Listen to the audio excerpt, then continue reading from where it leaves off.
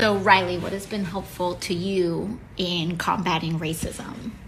I think it's helpful and important to talk to other white people about racism. And I think a lot of people, they don't want to be racist. They don't think that they're racist, but they also don't know some of the things that they believe or say are and can be racist. And I think one of the effective ways is just to talk and kind of help teach them about why some of the things they believe or say or think are wrong. Mm-hmm. Not necessarily racist, but that they're wrong. And that'll sort of chip away and,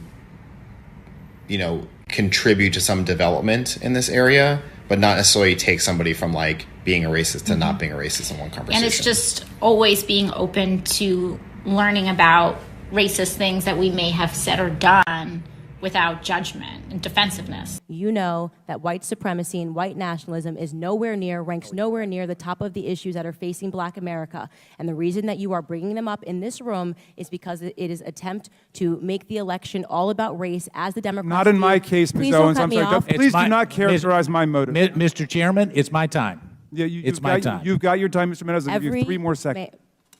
Every 4 years, you bring up race, and you knew exactly what I meant when I said hilarious, and you just tried to do live what the media does all the time to Republicans, to our president, and to conservatives, which is you tried to manipulate what I said to fit your narrative, okay? I was not referring to the subject matter that is hilarious. I said it's hilarious that we are sitting in this room today, and I've got 2 doctors and a missus, and nobody can give us real numbers that we can respond to so we can assess how big of a threat this is. Because you know that it is not as big of a threat as you are trying to make it out to be so that you can manipulate. And the audacity of you to bring up the Christ Church shooting manifesto and make it seem as if I laughed at people that were slaughtered by a homicidal maniac is, in my opinion, absolutely despicable. And I think that we should be above that.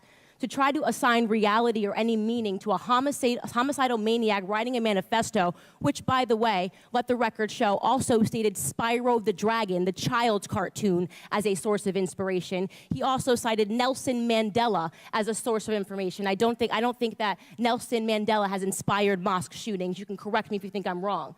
You would rather assign meaning to a homicidal maniac than to actually address the things that I said today that are actually harming Black America. Number 1, father absence. Number 2, the education system and the illiteracy rate. Illegal immigration ranks high, abortion ranks high, white supremacy and white nationalism, if I had to make a list again of 100 things, would not be on it. This hearing, in my opinion, is a farce, and it is ironic that you're sitting here and you're having 3 Caucasian people testify and tell you what their expertise are. Do I know what my expertise are? Black in America. I've been Black in America my whole life, all 30 years, and I can tell you that you guys have done the exact same thing every 4 years ahead of an election cycle, and it needs to stop.